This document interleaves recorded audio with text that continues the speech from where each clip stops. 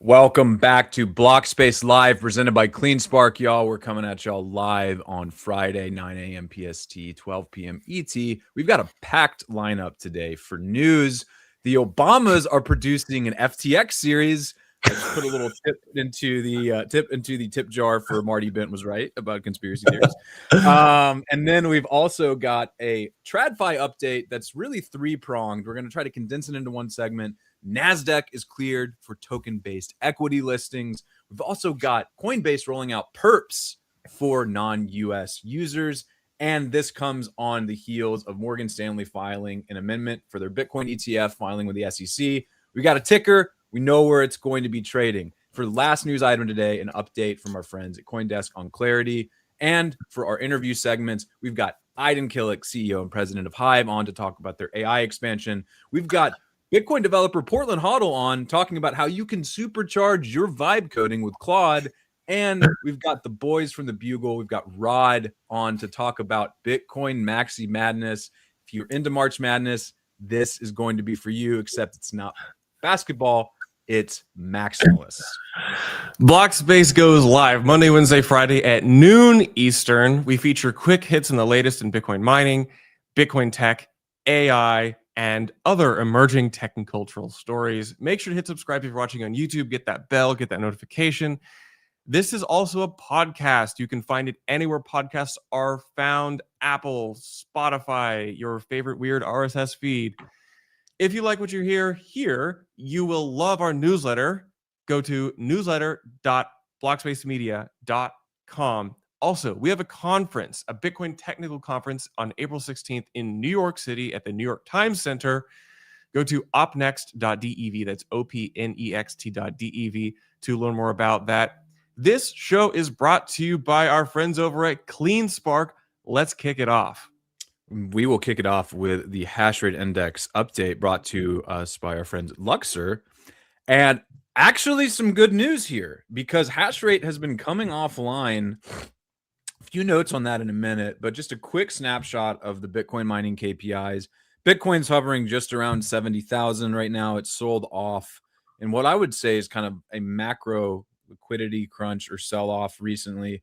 Gold tumbled, silver tumbled. Stocks have been weakening as bond yields and the dollar actually rise. We've got hash price at $30.46 per petahash per day. Not all-time low. Not that great either, though, y'all.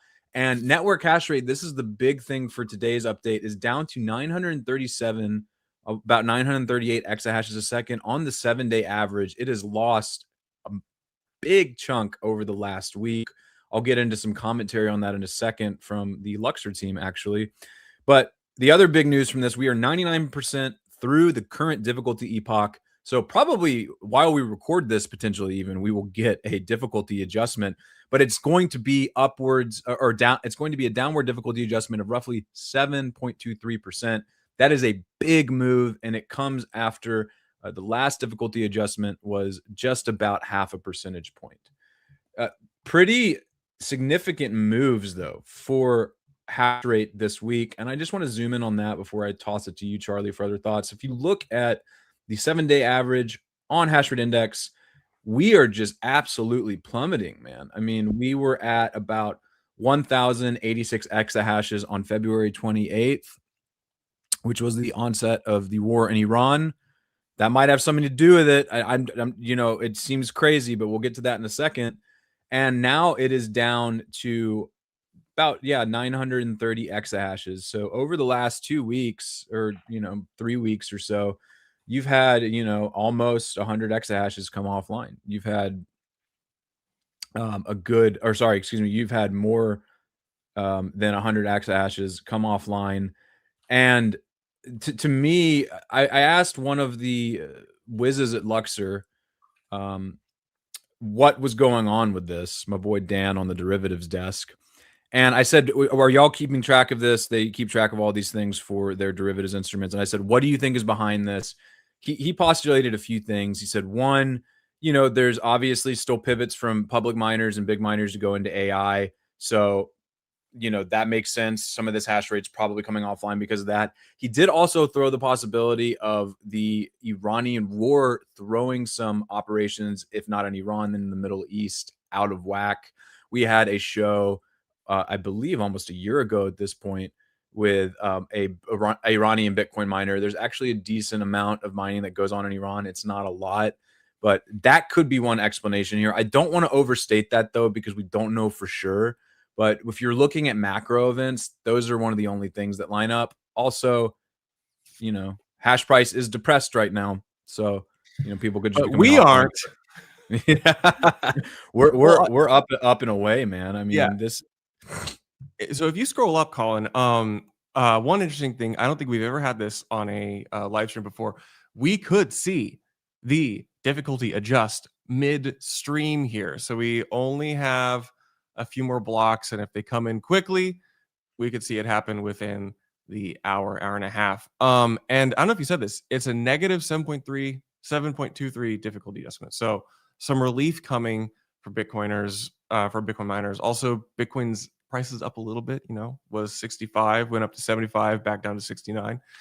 So yeah, nice. It'd be better if it were up around 75, 70. I know. And the fact that we're above 70, that was a lot of people were chattering about whether or not we're finally seeing Bitcoin serve as, a kind of risk off asset risk on asset. And we actually had the CEO of 2Prime on one of our recent shows, Alex, talking about, how he thinks it's a little bit too early for that. What we might be seeing right now is the fact that Bitcoin is rallying because it was just so oversold. We had basically 4 months of nothing but down only. So it kind of stands to reason that we'd see a bounce. One last thing I just wanted to point out, this is proving to be one of the wildest quarters, or you could say wildest 2 quarters for Bitcoin's difficulty. I mean, if you just look at this chart here, this is the Bitcoin's difficulty adjustments going back to October. Out of the last, let's see, 2, 4, 6, 8, 10, 12 with this next one that we're about to get. Out of all of those, 9 have been downward. And that does not happen, y'all. Bitcoin's hash rate typically is always marching upward, and you usually see these things going the other way. But once we did get one of the positive ones we did get was almost 15%, which is a nuclear upwards adjustment. I mean, Bitcoin's hash rate is just getting thrown all over the place. Miners are coming offline for AI. Other miners are coming offline because they can't afford to mine anymore. And it's been pretty interesting. We had the winter storm across Texas and Tennessee. Like, we had 4 major back-to-back events, each which swung hash rate in the opposite direction. I got whiplash, man. How do I collect my insurance check? Who's the CEO of Bitcoin? Yeah, I mean, who is the CEO of Bitcoin? I wish they could I wish they could figure something out about all. We'll have them on later on in the show. Yeah, but I think just to recap, it has, and I've said this on other streams before, but I just want to rehash it here. This kind of movement with Bitcoin's hash rate and the extreme volatility and undulations is something that we haven't really seen since the China mining ban in 2021. So if I don't know if y'all can see it on the screen here, but all the way to the left, you can see these huge drawdowns in difficulty followed by this big spurt in May of 2021 after some hash rate came offline, then went back online. But when China banned Bitcoin mining, that affected roughly 50% of Bitcoin's hash rate, and the entire industry, or most of the Chinese mining industry, ended up migrating across the world. And we are seeing with the AI pivots and some of the weather events, similar disruptions to hash rate that are really quite historic if you actually zoom out and look at the difficulty chart. So, I've said this before, and I think that it's proving out, actually. I need to hold my tongue because it could explode by the end of the year, but I would be shocked if Bitcoin's hash rate saw meaningful growth this year. Like it should, if all things being equal and this trend continues, we should expect Bitcoin's hash rate to grow at a smaller percentage or maybe even be flat this year, depending on how Bitcoin's price shakes out throughout the rest of the year, and depending on whether or not miners can actually find jurisdictions to mine in profitably. Because right now the US is tapped out. Most of those electrons are going to AI now, or in the future will go to AI as these miners revamp their operations. And that vibes with Valentine Rousseau, Maud D. Pills, who was on our previous show. That vibes kind of with Valentine Rousseau's prediction over the next few years. It's less dramatic, barring some kind of white swan event. So, do we want to? I think we will go ahead and just cover a few more things here. Okay. And then we'll move on to news. Yeah, I just keep coming back to this. There was this tweet that was claiming that, Iranian Bitcoin miners can mine Bitcoin for like $1,300. And I keep coming back to this idea, is this hash rate blackout because of Iran? And when I saw that tweet at first, I was like, first of all, that's just like not true. Whenever you see someone like, this is how much a miner can mine Bitcoin for, there's no way to actually know that. And you can maybe try to get an average out, but that doesn't mean that every single miner is going to actually be able to do that. Those are often misleading. And the argument in that tweet was even more convoluted, because they were saying that miners are, now they're having to sell because of the Iranian war, and that's causing pressure on Bitcoin's price. Or rather, they were selling before the war. Now they can't mine, so they're not selling anymore, which is a ludicrous theory for saying why Bitcoin's price is being suppressed right now. But I do have to say, it is really curious, just going back to this one more time, and we'll leave it after this, that at the outbreak of the war, Bitcoin's hash rate hits a local top and then it goes down. So at the very least, it is a interesting coincidence. At the most, maybe there's something here. Maybe there's some alpha in the fact that there's actually more mining going on. Yeah. And there's also a decent amount of mining, I would say, going on in the other Gulf states. It's not a crazy amount, but the UAE and Oman do have a decent amount of hash rate. You do have to wonder if some of the military action is disrupting those operations as well. I don't know for sure, but it at least comes to mind. And just speculating, it could be like, response to anticipated increase in energy prices, which has happened since. I mean, nat gas has spiked. If you're trying to buy gas which is refined somewhere in the Gulf, like Qatar, so LNG plants now affecting LNG plant throughput in the Gulf now affects your Bitcoin hash rate. So add that to the list of weird things. Add that to the list of things that you have to consider when you're trying to hedge your hash rate exposure. Yeah. All of a sudden, the terminally online monitoring the situation people seem to be very well primed for trading hash rate futures on Luxor's hash rate futures derivatives desk. So we'll leave that there, and we'll go ahead and move on to our first news story of the day, which I almost moved this out of the hero spot because the Nasdaq stuff is actually more consequential, but this is just super interesting. And that's Netflix is rolling out a series called The Altruist, which chronicles the rise and fall of FTX. A few housekeeping items on this that are worth noting. The Obamas, via their Higher Ground Productions company, are producing this. They're the executive producers listed on the credits for this series. It's going to be an 8-episode series. It's going to be, I think, limited series, probably just one season. If they string this out into 2, that would be kind of wild. This is one of the analyses that I found very interesting, though, and to me, it exposes this as something that's going to be less about the fraud that was committed and more about the smuttier side of the FTX, give polyamory Bahama mansion. I'm all about that. I don't want to hear about the fraud. I know too much about the fraud. I want to hear the salacious details. I do think that that's what's going to sell the series, but this is how historical revisionism creeps into the minds of the masses, And apparently the show is going to center on SBF and Caroline Ellison's relationship. And, there's this quote from the trial where Caroline said, "I wanted more from our relationship, but often felt he was distant or not paying much attention to me." So there's the hook for the religious conflict. And it's going to be kind of framed as this Gen Z, although I don't think they're Gen Z, they're millennials, right? Whatever. Bonnie and Clyde, which is kind of funny to even think about them as Bonnie and Clyde, because Bonnie and Clyde are running around with Tommy guns, blasting through banks. And Caroline Ellison and SBF were, just sitting in their Bahamian mansion, crushing Adderall, figuring out how they can steal billions from their customers, and if you just, one last thing I'll say, Charlie, and I'll throw it over to you. Just looking at the people they have slated for this, they've got Anthony Boyle playing Sam Bankman-Fried, and they've got Julia Gardner playing Caroline Ellison.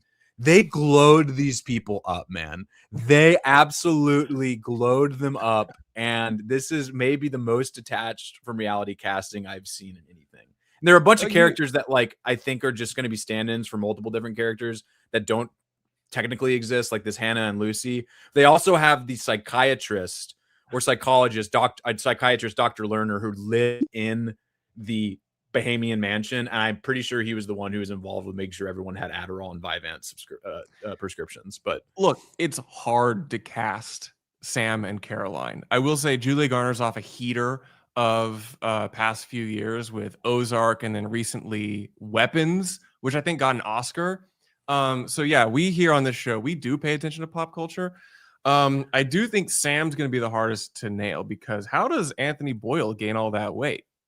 Maybe he's a method actor. I mean, Christian Bale did it for that documentary featuring the George Bush's whatever. Okay, I'm. You're talking about Veep or not? Veep, sorry, Vice. The vice president. Yeah, who's that? Yeah, the Cheney doc. Cheney doc. Yeah, Dick. Yeah, the Dick Cheney. Yeah, I didn't know that he was in that. Yeah, he was Dick Cheney, and he looked like Dick Cheney. So no, that was Christian Bale. It was Christian Bale as Dick Cheney. It looks. Oh, I see what you're saying. Yeah. Maybe he will do a little Christian Bale here. It's like maybe we'll get like a progressive weight gain as the stress mounts on SBF, and he continues to slam veggie burgers or something. I do think that this is the other thing that I thought was really fascinating about this, and I'm curious how many of these will actually go to production. But this is one of 3 FTX biopics that are being planned right now. Lena Dunham is apparently doing one for Apple, and based on Michael Lewis's book Going Infinite, and Amazon Prime is apparently doing its own limited series with the Russo brothers. What is this, Matt? Like, I get it. This was one of the biggest frauds to ever hit the North American financial markets, but where's this rush to do all of these biopics on this thing? You know what I mean? Why are people chomping at the bit for it? Why do we have 3 of these things? I mean, you only really need one. But it's got to be done well. I don't think any of them are going to be done well. They're going to, I think, probably whitewash a lot of the situation. Well, you don't count your chickens before they're green screened. I mean, so does I will say, they shoveled tokens down our gullets, rugged those tokens, stole our Bitcoin, and now they get the last laugh by selling their biopic, their stories. Man, that's a good question. Do you? Yeah. I mean. I don't think anyone will get royalties from this, but could you imagine like SBF's legal representatives going to bat for him while he's in a cage, being like, hey, there's some intellectual property here. You're going to be depicting my client. We'll do it for we're in, but at 5 million in FTT token or something like that. All right, let's move to. I think we should probably either go to the next news, which is the Nasdaq, or we could bring on Portland Hodl. I see him in the audience. I think we should. I think we should bring on Portland. Let's do it. Okay, here we go. We're gonna bring on my boy Portland Hodl. Welcome to the show, Portland. You're muted. Good morning, gents. Good morning. What is going on, Portland? Life is excellent. I'm very thankful. Bitcoin is TikTok next block as usual. And I couldn't ask for anything more. There's some, as an SWE though, software engineer, I'd say AI has been the biggest change and probably on the front of everybody's mind right now, including my own. Yeah, and this is why, because everybody's got to have their little AI segment, and so we do too. You dropped in one of our chats that you had used over 1 billion Anthropic tokens. And what, Charlie? What in the world? What are you doing, Portland? First of all, I would just like to the grandioseness of that statement. I figured out after asking a few people, I'm actually like kind of on the lower tier of high amounts of usage. So basically, Well, hang on. You're in the lower tier at 1 million tokens. a He's billion on the tokens. bottom of the top. You could Yeah, say. so like you kind of like, so I was like, okay, I used 1 billion. billion tokens, and I was like, I thought, oh man, because like it was kind of my goal for February. I just wanted to hit 1 billion tokens and build everything I've always wanted to build. Anything, any dashboard that didn't exist, anything that was a pain in my butt, anything I wanted to automate. All these things are now possible in a limited fashion, because I'm going to caveat with like a bunch of problems that come along with this. You can build anything you want. So I was like, okay, I want to use 1 billion tokens. I started like, I hit like 500 million. I was like, okay, I'm just going to go the whole way. I'll generate some revenue. I'll pay for these things. They'll make me a few sats. Right.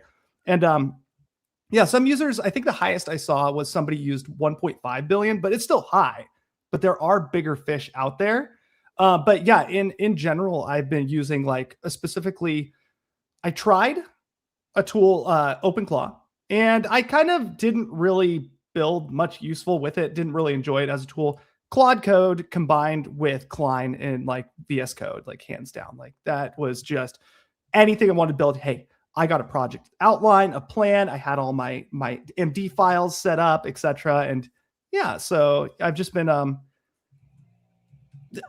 than just building everything I want to build, paying for tokens through Anthropic, I've had to kind of realize that there are a bunch of nuances to being a software engineer right now, and that I truly think that the majority of software engineers are going to have a very hard time dealing with the fact that you have to use these tools very likely to be competitive at the workplace. And this is probably the most deflationary technology I've ever witnessed, because my kind of anecdote on this would be like, okay, like you have like, you're trying to sell yourself as like somebody who's like somewhat senior. I want my $250,000. People can now come in with doing the exact same thing, probably using AI to a heavy degree, and build the same thing and ask for far less. And so that's my biggest, like, how do software, so I'm just going to say the overt part out front. And this does relate to Bitcoin as well, because we're using this to build stuff in Bitcoin too. How does a software engineer ask for the current salary that they probably are earning, when the reality is that a lot of these software engineers are just kind of prompting AI into their code base at this point to 80 to 100%. So we can get into existential. I want to actually hear about something you've built, Portland. Like, what is a thing that you've built? Maybe, hopefully, something that like an average listener to the show can understand, like what you built that's useful. Yeah. So one thing I used specifically all AI for. Something you use tokens for. Yes. So something I used token for was the Miniscript FFI interface to Bitcoin Core. And so what this is currently, if you're building a project using Rust and you want to use any Miniscript descriptor, like for example, like you have like this multi-sig, a time lock, and you got all these spending conditions, and you kind of want to define like, do I want to use Taproot or pay witness script hash? Like all these cool features, you have to use a Rust implementation by Andrew Polstra, Rust Miniscript Bitcoin. I like that library. I'm fairly certain it's incredibly sound, but I didn't quite trust it completely. And so what I did was Bitcoin Core also includes an implementation of Miniscript. So I took Rust and then using tokens through Anthropic, Opus, hey, I would like you to do the following thing. I would like you to bind to Bitcoin Core's descriptor logic and Miniscript logic. Can you do this? Yeah, sure. This is how I do it. Okay, well, I still don't trust that you're going to do the right thing because you make a lot of mistakes, even though I tell you not to make mistakes. Can you also replicate the entire test suite from Bitcoin Core as well into the Rust FFI library, and then do the validation that, hey, we have the correct, the test cases pass, and that we have exactly matching behavior.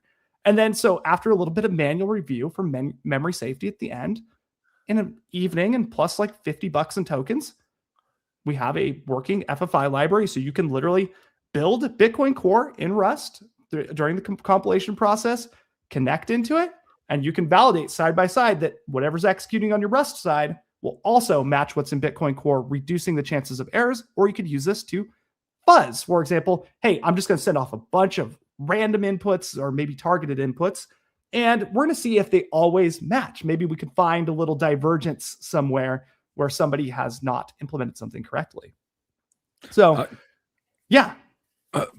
Portland, I wanted to latch on to something you said in your first answer. You said, and this is a two-part question, you said that a lot of developers are going to have a hard time moving to AI to do their work. They're going to be stubborn. Why do you think that is? And number two, what is the biggest benefit that AI gives you as a developer? Like, what is the thing that it helps supercharge in your work? Okay, so here's the two-part answer. I didn't say that developers would have hesitancy or like pushback, though it is definitely a thing culturally within businesses right now. Like they don't want to see this because it presents an issue where like there are only so many seats at the table, because it is a productivity multiplier, right? Like you can get more code written. You don't need to ask somebody else to please build this while I build this thing. Both are integrated now. But yeah, essentially, like at the end of the day, I think to do well with AI, individuals need to be very high agency. And what I mean by that, they need to have control. They need to have vision. They need to use it as a tool to force multiply their existing skills. But with that said, if not necessarily in the Bitcoin space, Bitcoin typically seems to have a lot of very high agency individuals, very inquisitive. They're always wanting to pry open every box and build all the coolest stuff. But for the general like company like Intel, Intuit, etc., I would say like 80% of people are low agency. Like they kind of go there, they do their 3 to 5 commits or pulls a month, and they collect their check. Those people are going to have the hardest time because the people with higher agency are basically, you don't need to ask them to do things for you anymore. So they just literally, they'll just do the work themselves, or they'll prompt. And I'll get into like how that works in a second.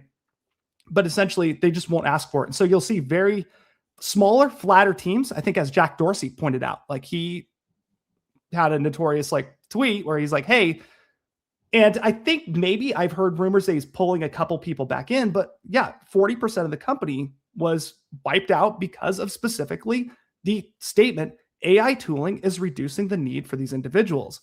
And so ultimately, like, what does AI do for a developer at this scale? Like when you start using APIs, I'm not talking, hey, I'm going to take my code snippet and then put it in ChatGPT and then can copy and paste it back and forth. But once you start getting it's like agentic tools, like Claude Code, even like OpenClaw, these kind of things where you can like send out these little minions and armies to start doing work.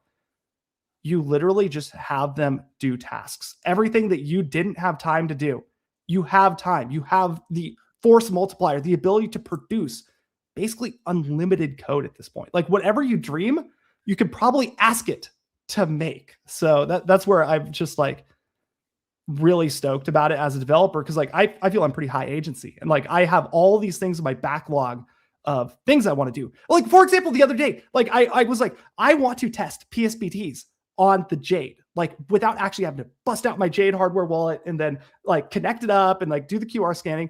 They have a simulator, but it's kind of hard to use. Hey, Claude Code, can you make me a Docker container that will automatically do this so I can connect to it? Oh, they're asking a few questions about like, hey, you need to verify. Can you remove these warnings? Because I don't care about them. I'm just testing here. And it does all the same thing. I had Claude build, set up Docker for me on my like Ubuntu instance here. So yeah, like I get that. Okay. You've danced around the question. How much does a billion credits cost? 700. Depending on the type of token you use, which I was very even mix with Anthropic, specifically, I'll go into why. It costs about $1,000. And I was Opus, which is the smart model. Very few tokens, very expensive. Haiku, which is my favorite. That's a fast, quick one. I'm just like, hey, just do lots of stuff. Keep doing more stuff for me. And then, Sonnet is kind of like that blend of like, okay, Haiku, you're failing really hard. Can you just go a little bit higher without just breaking the bank? So it's about $1,000. Sonnet's how long did it take you to burn through? What'd you say? How long did? Sorry, Charlie. Go ahead. Oh, I was saying Sonnet's like a really high agency middle manager. Go for it, Colin. How long did it take you to burn through $1 billion? Like, about 28 days, almost a month. No, it was just in a month. I was just like, I just started February 1st, and it was a very like lots of sprints going on. So like I'm a contractor for Anchor Watch, and like there was lots of like in not in the core logic, But like I said, like I want to build more tests, right? Tests are, it doesn't really hurt to add more to your CI pipe. So I was like, okay, well, I want to add just like, I want to make sure these things are bulletproof. These are all tests that would take me too much time to handwrite, but I still want them. Okay, go through and make these, right?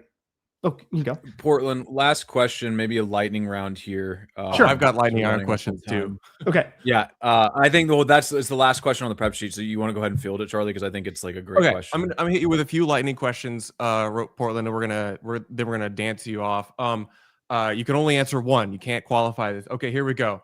Lightning round. Claude Code versus Codex. Claude Code, hands down.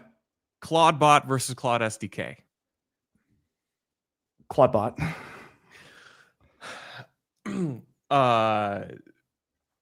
X402 versus MPP.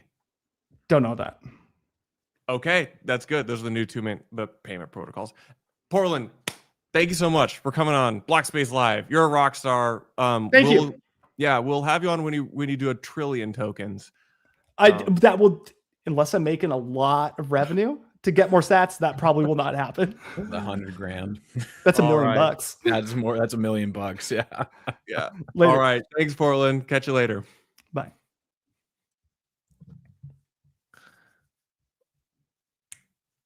All right. Let me catch my.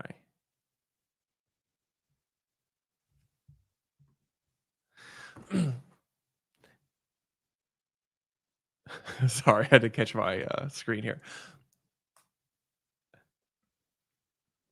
Thanks a ton for watching. We're going to take a word from our sponsor, and then we'll get back to Nasdaq and the Bugle. We are CleanSpark, America's Bitcoin miner, a publicly traded company with the largest operating hash rate, powered entirely by self-operated infrastructure across 4 states. This is our proof of work, and we are setting the standard for what's next. Learn more about the intersection of energy and Bitcoin at cleanspark.com. All right. Now for our next story, before we have our next interview segment, which will be with Aydin Kilic. He's running a little late, but we'll get him on here in a second. And that is the SEC approves Nasdaq's move to support tokenized securities trading. So this is a 3-parter news segment because we had really 3 kind of big intersection of crypto and TradFi stories hit the wire this week. This one, I think, was one of the bigger ones to come out. And the headline kind of says it all. So the Securities and Exchange Commission has approved Nasdaq to let certain securities trade in a tokenized form on a blockchain. Don't know what that blockchain will look like yet. We don't know if it will be a proprietary thing or if they will use a public blockchain. I would imagine it'd probably be proprietary. But this is news that's been a long time coming.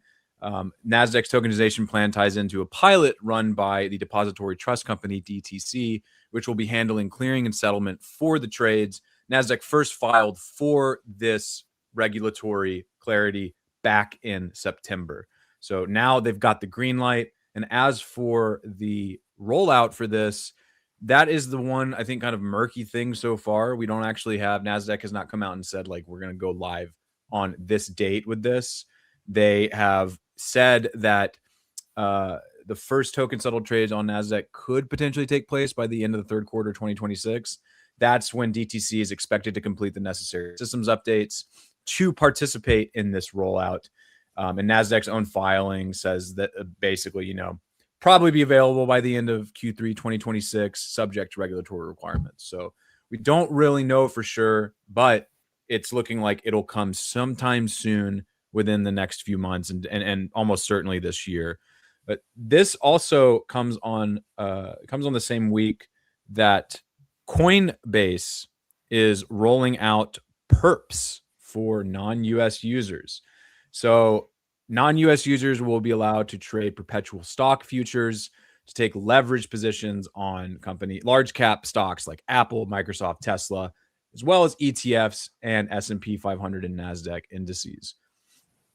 And the reason why I included this one in is because I think that with Nasdaq getting approved for tokenized securities, you kind of have this tug of war where either side is trying to infringe on the other side's turf in a way.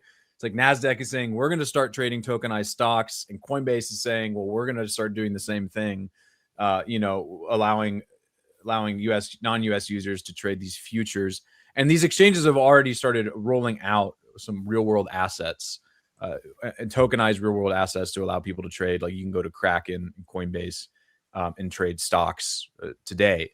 And you can do the same thing on Cash App, although that's a little bit different because Cash App is kind of, a neobank. So they've always had the TradFi angle and the Bitcoin angle. But, you're starting to see the intersections of both TradFi and crypto really ramp up, and both sides trying to protect their piece of the pie here. I mean, what I hear is that I actually can trade shitcoins on Cash App because apparently I can trade stocks. I mean, it's wild because if you're paying attention to broader crypto, you may have seen that Hyperliquid traded more volume in gold, silver, and oil than it did any other crypto asset on its platform over the past week. Now, obviously, those are like the hot things to trade, but it is wild. We have been really ramping up the tokenized everything. It does become a bit questionable which is the tail wagging the dog, which of us is the tail. I'm not really sure. Well, it's the new hot button topic, I think. For this is one of the new bull theses, or they call them RWA. The ethereal and omnipresent. They call them real world assets, RWAs, and it makes sense to me that we would move in this direction. But I think where you have to kind of throw some cold water on it is this is not going to look like the DeFi landscape. It's like Nasdaq and all of these other players are probably not going to be using like an Ethereum or a Solana public blockchain for this. They're going to want complete control over it. It's going to be a kind of black box environment, I would imagine, where they can do whatever they want. They want to be able to roll back transactions. They want to be able to freeze assets for people who, are not, for whatever reason are barred from trading, right? So definitely seems like one of the bigger narratives as we, kind of chop along here in what really feels like bear market territory, although some people are in denial about that. And, but there are, going on that note, there are reasons to be bullish outside of, tokenizing everything from, shares of Tesla to your grandmother's condo in Florida, because Morgan Stanley is filed an amended S1 with the SEC for their Bitcoin ETF. This wasn't more prominently featured in the show because they've already filed for this and we've known about this for a while, but we have a ticker for it, and we know that once it goes live, it's going to be trading on the New York Stock Exchange under the ticker MSBT. So there, as far as I can tell, there's no clear timeline on when this will hit. I think that I've read, estimates saying this will probably go live sometime this year. A lot of these things are slower moving, but a lot of people have made the comment that this is kind of a big kahuna in terms of getting the Bitcoin ETF to the masses. Morgan Stanley has deep penetration with retail investors and portfolio management for your average Joe as well as institutions. So kind of a three-parter there for, Bitcoin and TradFi. Even though Bitcoin's price is getting kicked in the nuts, there's still plenty going on behind the scenes. Clearly, the interest has not died down, even though Bitcoin is at like 70K. It is a great tragedy that all the good tickers are taken. Kind of like how the boomers took all the good band names, like all the early like crypto funds took all the good like 4-letter crypto names. Like is there there's the WAGME fund, there's HODL. Which is great. I feel like maybe there should be some kind of like domain like squatting rule to this. Maybe there is. I don't know, but Yeah, it's almost like .com names. It's like you think you should have just like gotten the ticker in there just in case it pays off. If imagine Mark Cuban could have bought 4-letter stock tickers, we would go on another 1,000 podcast run talk about how he's a genius. Son, I would have done that too. Yeah, 100%. And you do kind of have to wonder. I just think going back to the Morgan Stanley thing, and then we'll leave it here. If this ETF gets approved, is that enough of a bullish signal to take us back up to like 100K? Or are we just kind of in chop solidation hell and we're kind of at the whims of the macro market? I don't know. But, it's a lot of people are really bullish on this news. And I know that it will probably help Bitcoin, but I don't really see in the near term how it's going to take us back up to 6 figures. But I could be wrong. I'm kind of pessimistic on these things. It'll help the boomers sell their Bitcoin through the new hot Morgan Stanley ETF. Okay, enough about that. Let's bring on our next guest, the man Mr. himself, HIVE Digital. Aydin Kilic, CEO and president of HIVE Digital. How are you doing, sir? Hey, good morning, gentlemen. Good. I just got back from NVIDIA GTC.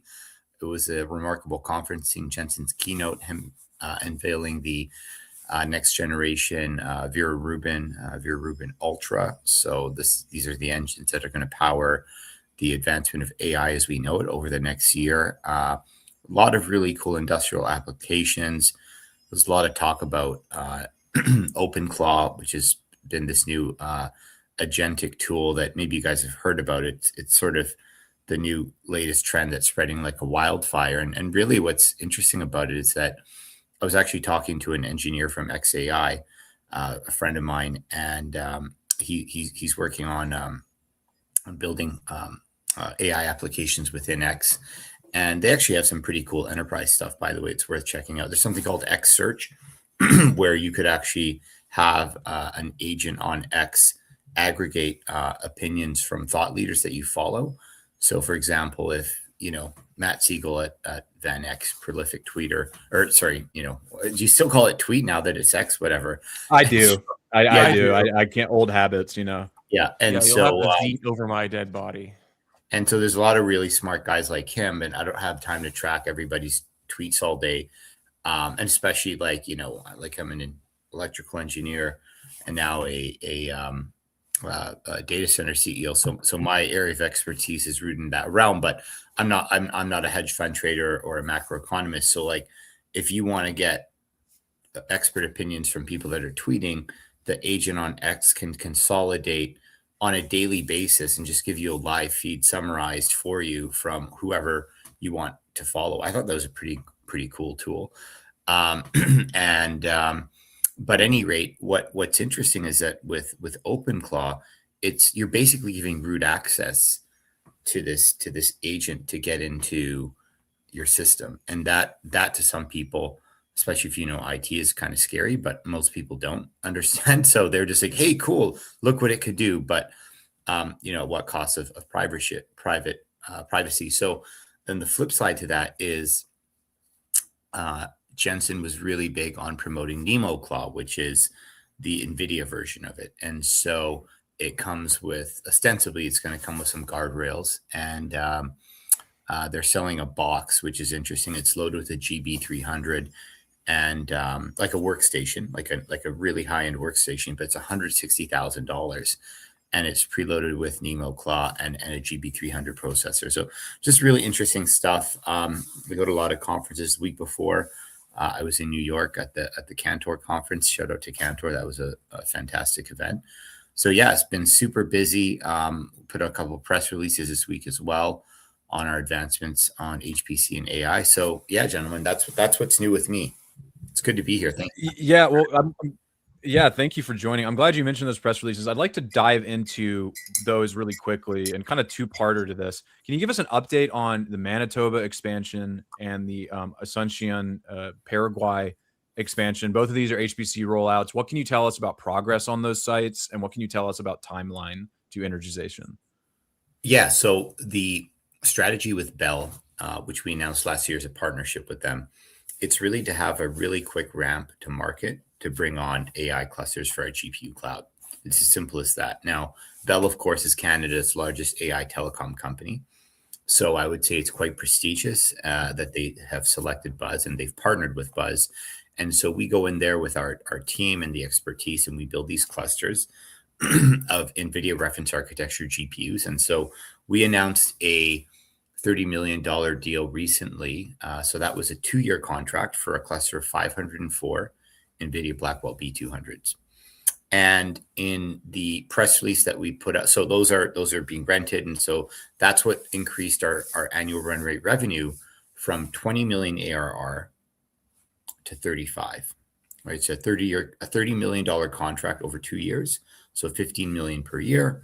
So if we were doing 20 million a year, we're now doing 35 million a year, 70% increase just like that. So that's super exciting. And on the heels of that, we had this update that we're 4xing the capacity in Bell across Canada, notably 2 facilities in British Columbia. So what does that really mean? I'll break it down. I'm a numbers guy, right? And especially for people that just want to learn about the sector or understand what HIVE's doing, and even just the dollars and cents and the kilowatts and how it all adds up. It's actually pretty simple. So I'm going to give you round numbers. A cluster of like 500, again, round, not 504. It's actually 504. And why is that? It's because you're doing a 63 node cluster. So typically it's 64 nodes, but you have one rack that's dedicated for networking equipment. So you have 63 nodes of actual GPU racks, and there's 8 GPUs per node. So you go 63 times 8. So you got 504 GPUs. That uses about 1 megawatt. And so for people in the Bitcoin mining sphere, they understand megawatts well. Well, in this 1 megawatt, if you're doing $15 million a year of steady contracted revenue, that's really, really good, right? So in the Winnipeg site, which is 4 megawatts, that means we could fit 2,000 Blackwell B200 GPUs or similar. Now, in the press release that we just came out with,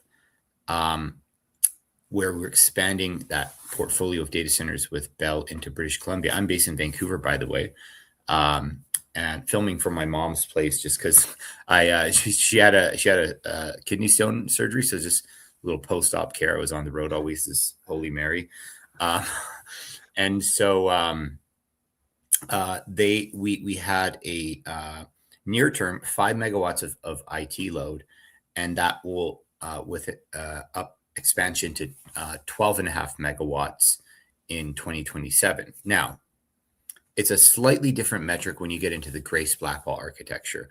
So the Grace Blackwell architecture is more power dense. So this is like, in crypto mining, you're talking about like, okay, are you talking about like an S21 or, an S21 XP Hydra? One produces a lot more hash rate, consumes a lot more power, right? So think of the Grace Blackwell as a high power density, just bigger, meaner machine.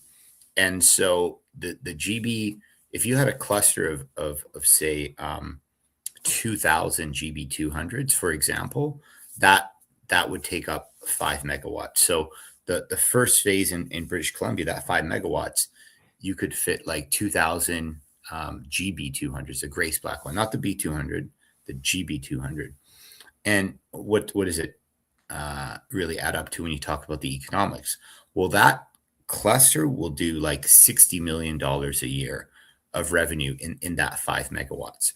So when you kind of do the math, you say, okay, well, if you've got a ramp where you've got an immediate 5 megawatts available, and the demand is crazy, like just coming back from GTC, Frontier Labs, model builders, enterprises, like all these different types of businesses that want AI compute, they want to rent GPUs for 3, 4, 5 years at a time, 1,000, 2,000 GPUs, like big clusters. And so that's why you're seeing this shift in the ecosystem where people are really utilizing their capacity for HPC.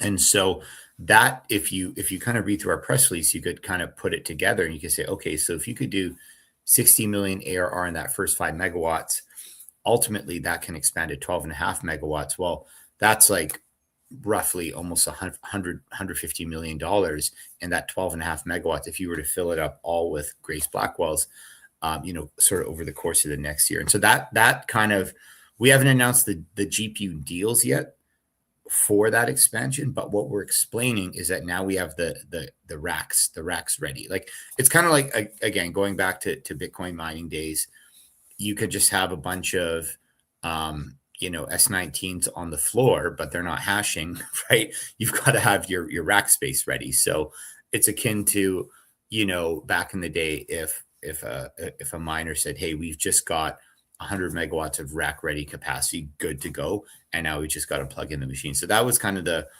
flavor of that press release. And so what will soon follow are specific deals where we're saying, hey, we've just rented out a cluster of 2,000 GPUs for whatever term, and that's kind of what's really exciting. And I'll kind of tie it in. When I was in New York, by the way, is this stuff interesting to you guys? I don't know if you guys wanted to focus more on crypto, or is this helpful? No, this is absolutely interesting. AI is all everyone talks about. In fact, that's half of what we're talking about. I mean, I've got a question. So it's been a while since I've been in a GPU data center. Are these racks you're talking about? Are they like the 3U or 5U racks? And walk me through what it looks like actually walking into one of these, because it's probably going to be quite a different vibe than your average Bitcoin mining data center.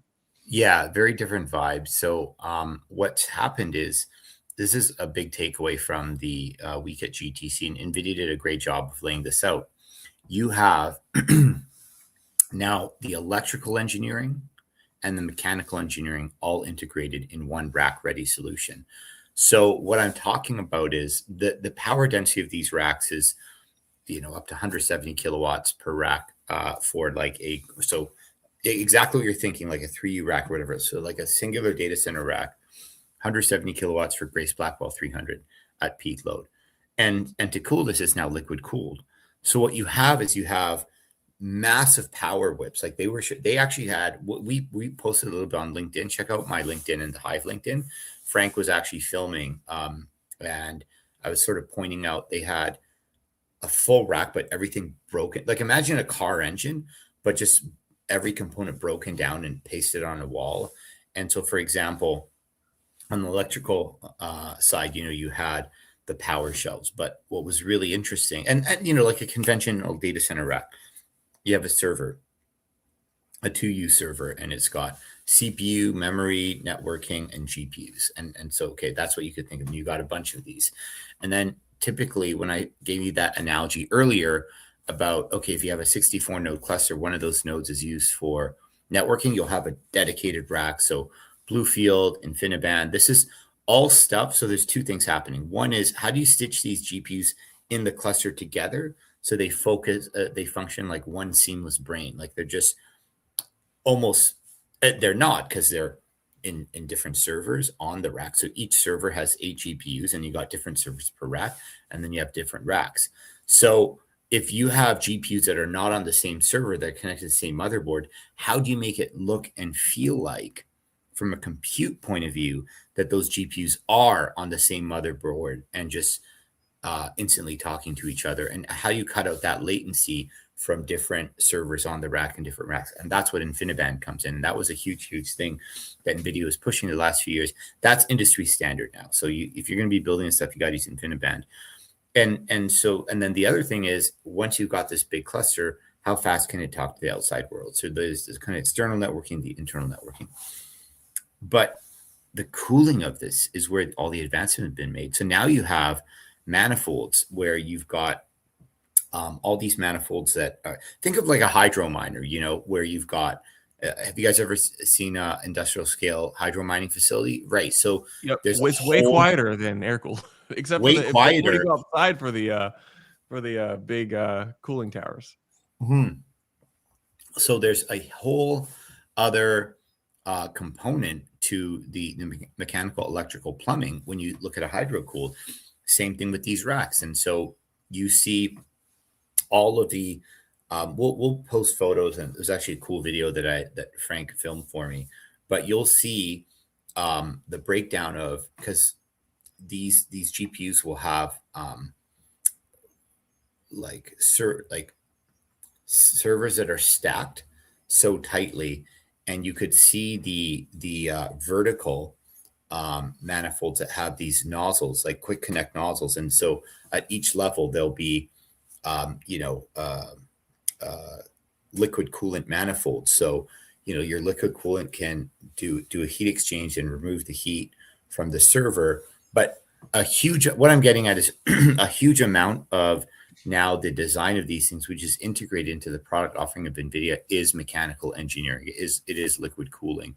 And so before that was less. It wasn't considered part of like the core reference architecture. So that's really cool. And I think that the industrial applications are remarkable.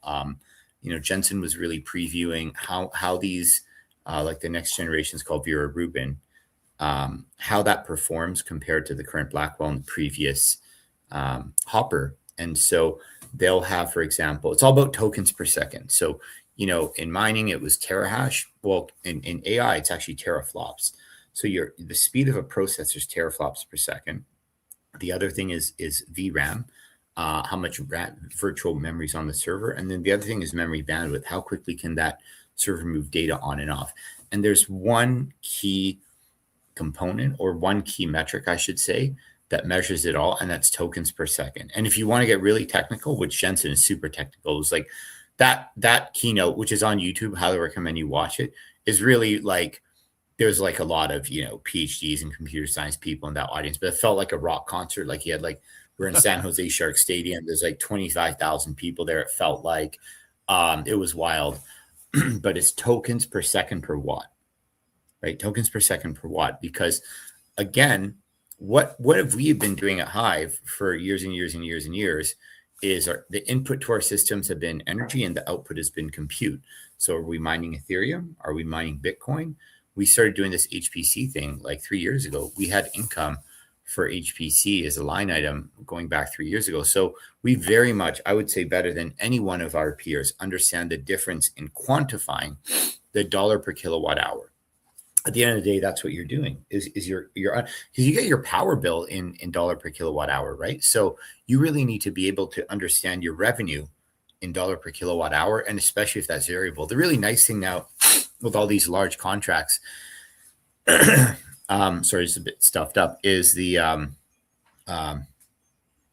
now they're steady, right? So if you sign a 2-year contract, 3-year contract with an enterprise client, they just want to run 2,000 GPUs for 3 years. That's great. All the heavy lifting done in the beginning, where you're negotiating that that contract. What are terms of default, the SLA? So what does a win look like? But once you build the cluster, and I mean, of course, you've got your data center ops team and continuously ensuring that over the life of that contract, the client's getting the service that they need. But you're not beholden to, oh shit, hash price dropped to $27 like it did a few weeks ago. Like, I mean, that was pretty intense. So yeah, that's kind of the high level. We're running up on time here, but I got one more question for you. We've seen two diverging business models for the Bitcoin miners expanding into AI and HPC. Some are going the PowerShell route, where they're building the infrastructure, having someone else host the GPUs. Others, like yourself, are going the Neo Cloud, operating the clusters themselves route. Can you explain the business strategy behind that and why y'all decided to go the Neo Cloud route rather than PowerShell? Yeah, so we're doing both. We're building and operating data centers, and then we're building a GPU AI cloud. So it's in our DNA. We're just really good at operating compute, and so we've been building large clusters of GPUs for almost a decade now. Number one. Number two, I think that the ROI is much quicker for AI cloud. It's about 2.5 years. The ROI on powered shell is 7-8 years. Now, some institutions are going to say, yeah, but you could just do a hyperscaler colo contract for 15 years and just have steady cash flows, and even if it's for $130 a kilowatt a month, and the margin isn't crazy, and your capex is high, like you're spending whatever, $8 million a megawatt, whatever it may cost, it brownfield, greenfield, $8 to $10 million a megawatt, whatever that is, and you do the math, it's like roughly 8+ year ROI, and I think the reason why is the street likes long, stable cash flows, because then the end game is like, hey, you position it like a REIT, and then you get a crazier multiples. So I think that's like a Wall Street thing, which I respect and I get. I think the other thing is, as the demand, look, I started as an electrical engineer, as the demand, and I saw this in wireless telecom, we went from minutes to bytes of data.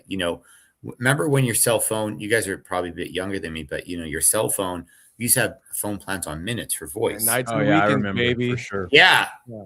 There we go. But then when it went to data, the game changed. And then your phone had how many megabytes per month? And then we got to gigabytes per month. Remember, it was like gigabyte. Now I don't even know. I think my plan has 100 gigabytes per month. Location-based services, streaming, you name it. Like there's just more and more data that we rely on because the data is denser. The data tells us more. And just with Internet of Things and AI, there's all of this. As society and habits and patterns change, we need more data. And so I see the same with AI. And so I see the same with GPU compute. I don't see GPU compute commodifying anytime soon. The CEO of Palo Alto Networks, the Cantor conference, really gave the same analogy because he had a telecom background on this. And so I was reflecting on it earlier that afternoon. I met a really, really smart colleague for lunch in Midtown that afternoon. So I really think that as the street gets more comfortable with the amount of demand, and if you start seeing a lot of 5-year contracts for GPU rentals, you are literally baking in 2x ROI into a fixed term contract. Again, simple math. If your GPUs roughly ROI in 2.5 years after direct operating costs, and you have signed a 5-year contract, you have baked in a 2x ROI to that operating contract. And then at the end of that term, you have the residual value of the GPUs, and that's a sweetener. So I think that what's going to happen is you will perhaps start seeing with advent of more look, it happened to CoreWeave. CoreWeave is known for doing 5-year contracts. They're not like we were doing on demand earlier. That was our start. It allowed us to test the technology, expand. It's actually harder to deal with so many different clients, but directionally the street likes stable revenues, right? That's why the street doesn't like the volatility in Bitcoin mining as much. So I think that there's a lot of value in companies that can consistently deliver neo clouds. And then you're actually doing AI. Then you're actually serving AI workloads. I mean, Powered Shell, you're just kind of building Powered Shell. You're not actually doing AI stuff. But that's cool too, right? So that's kind of so we do it all. And so then the thing, and I know we're coming up on time, the thing that I wanted to mention was that we also, with the Paraguay press release, in the spirit of that, we've actually sent a cluster of GPUs to a data center in Asuncion, which is the capital of Paraguay, and is Tigo. So Tigo is the largest telecom company in Paraguay. The same way we partner with Bell in Canada, we partner with Tigo in Paraguay. Why? Because they have existing tier 3 data centers with the fiber and everything. So rather than spend a year building something, we sent a cluster of GPUs into Tigo's data center. They went live last week, and this is the best part, boys. We have a research team, award-winning research team out of Columbia University in New York that does neural network research, and they're working on, how to do better distillation and really, really kind of like detailed large language model optimization work on these GPUs in Asuncion from New York. So we're going to evaluate the tokens per second and latency and bandwidth of that experience currently. And we know it's a start, that it's a proof of concept.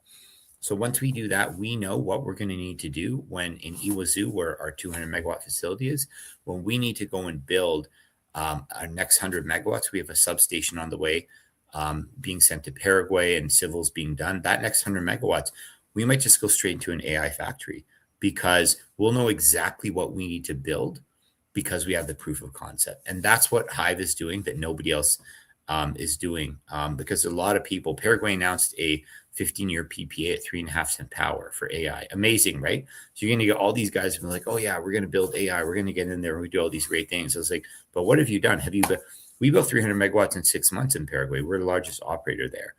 And we're the first ones that have a cluster of GPUs live on a cloud being used by LLM researchers. So we're going to take that knowledge, that depth, and I think we got some really exciting things coming for AI in Paraguay as well.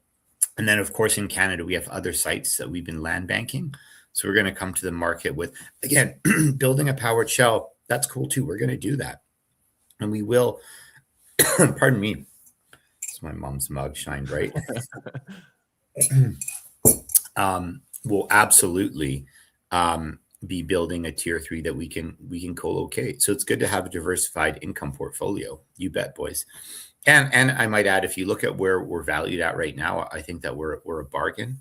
I think smart money. I mean, I would say, like, Jensen came out and said they're doing $1 trillion revenue next year, and they're at 4 trillion market cap. So in tech stocks, that's a relative bargain. I would say, like, we're doing 200 million revenue. That's our projection for this year, just on AI cloud. And I think our market cap's a little over 500. So I would say we're an even better buy than NVIDIA right now. So it's 2x versus 4x, right? Exciting times ahead for sure. Aydin, thank you so much for joining. Appreciate the rundown on ins and outs of operating one of these clusters, man. Hope you have a good weekend. Thank you for having me, gentlemen. It's a pleasure as usual. Thank you. All righty. And before we get Rod Palmer on of Bitcoin Bugle, a quick word from our friends at Lygos. Hedge funds are getting liquidated. Is your Bitcoin safe? It's not just Bitcoin's price drying up. Big whales, hedge funds, and lending desks are going under after the notorious 1010 and 25 liquidations. Counterparty risk is rampant, so it's more important than ever to understand who actually controls your Bitcoin. Don't be the next FTX or Celsius victim, because with Lygos, you are in control of your Bitcoin. If you're working with another loan provider, do yourself a favor before it's too late and check out Lygos Finance. They are our preferred non-custodial Bitcoin lender. They use Bitcoin native smart contracts to protect your stack. With Lygos, you always know where your Bitcoin is. You hold your keys. There's no wrapping, no bridging, and no rehypothecation. Get competitive rates for as low as 10% APR. And with that, it's Maxi Madness time. It's Maxi Madness time. Thank God we waited so long to get here. Now we have our boy, the CEO and usurper of Bitcoin Bugle, Rod Palmer. Welcome to the show, Rod. How are you doing? Thanks for having me. You know, I was really surprised in a pleasant way to find out that HIVE has a CEO who likes to talk more than Frank Holmes. It was good. Yeah, it was very, I mean, they've done exciting things going on. I didn't think that Frank could be copped, and he could be. Yeah. Always a loquacious duo, always come with fun takes. So the topic today is Maxi Madness. For anyone who has been living under a rock, what is Maxi Madness, and where are we in the madness?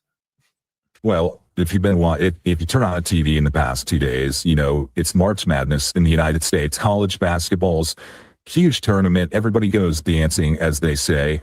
Lots of big upsets, lots of surprises. It's always fun. Maxi Madness is that without all the athletic ability, all the natural talent. It's just Bitcoin influencers, podcasters, entrepreneurs, builders, and some other people sprinkled in who just happen to be on Bitcoin Twitter or the timeline, and nobody really knows exactly what they do or why they're here.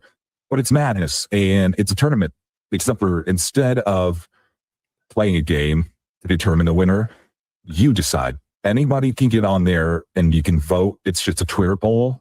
We're actually doing a Nostr tournament this year as well, and that was a little interesting because that one is not one person or one NPub, one vote. It is, you can zap as much as you want. So it's the ultimate amount of Lightning network sats that you accumulate at the end of the 24-hour poll. That's what decides who moves on.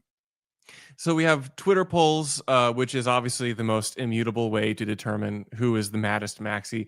Who are some of the names this year, Rod? Who can I vote for or against on some of these? And yeah, what are your favorite matchups? This year, we are breaking down the 4 regions. We've got the Node region, the Pioneer region, the PodComp region, which is short for Podcast Conference Industrial Complex, and then the Hot region, which is just who's hot, who's the hottest. And the Node region was my favorite. It's the most interesting. If you don't know, there's been a huge battle in the Bitcoin industry, very, very niche battle, but it's the node client war or the filter war, whatever you want to call it. And this one is just letting everybody mow between, you know, Luke, Mechanic, Tomer, Rod Hamilton, Jameson Law, Peter Todd, Justin Batchelor, NVK. I mean, you can see the list on the screen there. Now, this was my favorite region. The Pioneer region, Sailor, number 1 seed, of course. He battled Adam Semeka, the man with the highest IQ in the world. Banned from a Steak and Shake. Banned from a steak. He is Steak and Shakes. He is a franchise owner's worst nightmare. Let me tell you.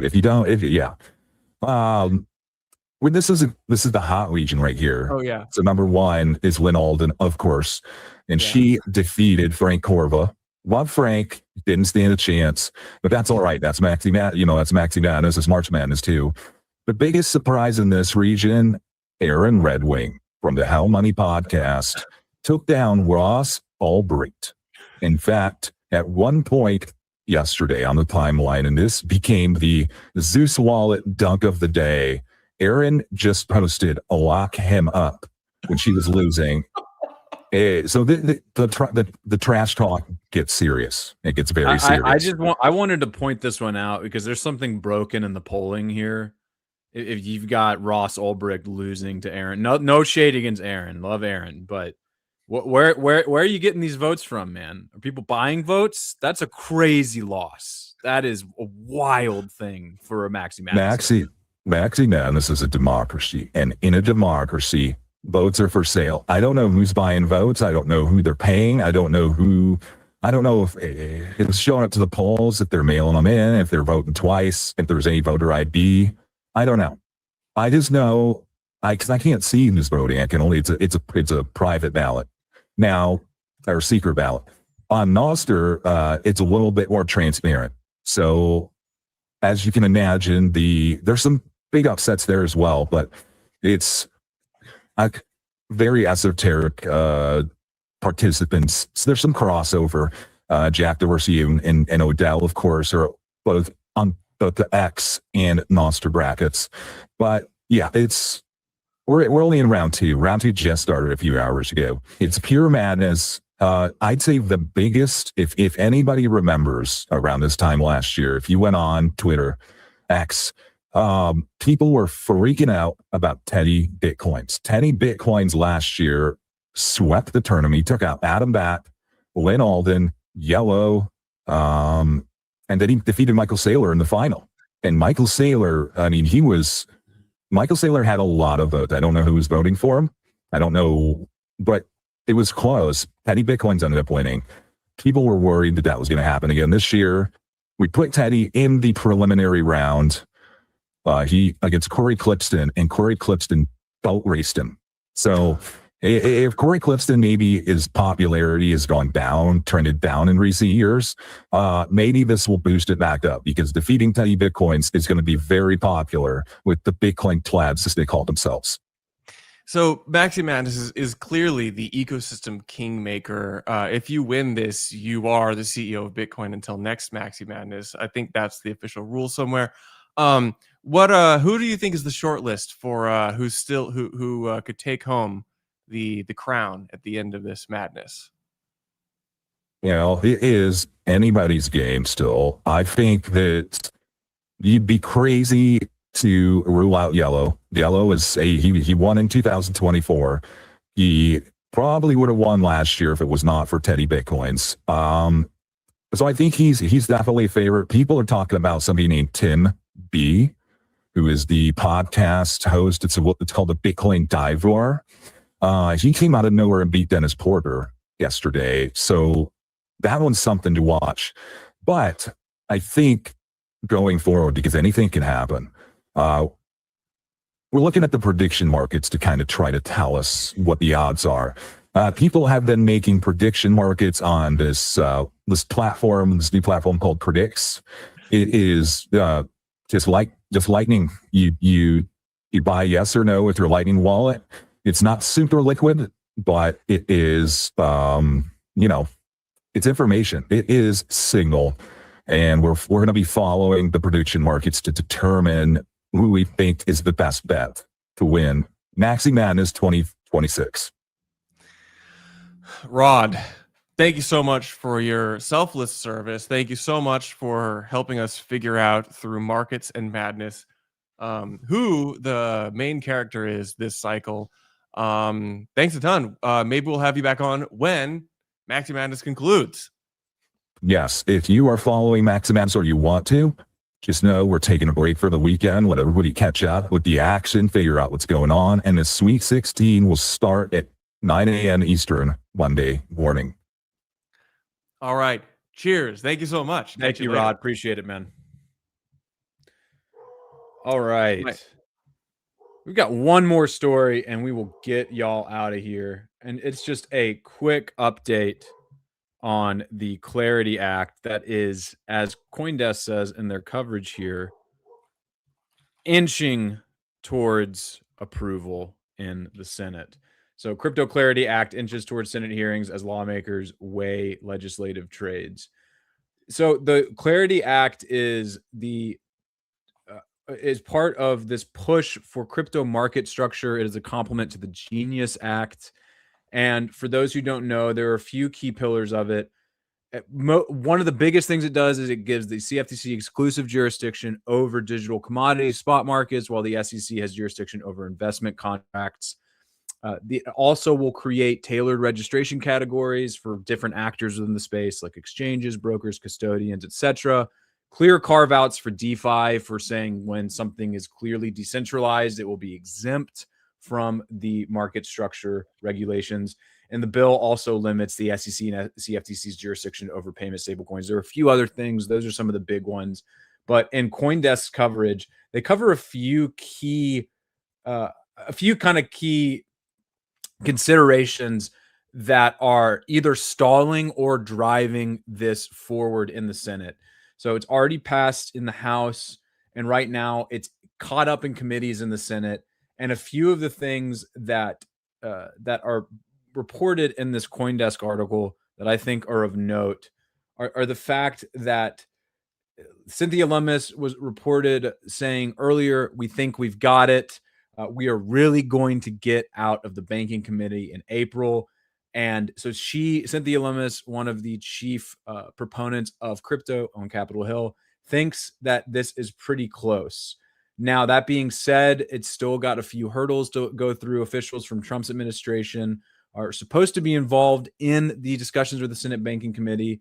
There's a second panel that is going to be hosted that needs to advance the bill before it would be repackaged for one final version for a vote in the Senate. And that will be the make or break before it goes to Trump's desk to be signed. Or if it's dashed, it will be thrown into the waste bin and we will have wasted all this time for nothing. One last note on this. The Democrats are playing a little tit for tat here if it's going to be advanced through the banking committee. They want senior government officials and lawmakers to be barred from profiting off cryptocurrency investments. Looking at you, big guy in the Oval Office over there. That's really made with a finger pointed at Trump. And they also want Democrats appointed to the party's vacant seats at the CFTC. So they're trying to get a few concessions here, and so that Democrats will be on board for pushing this forward.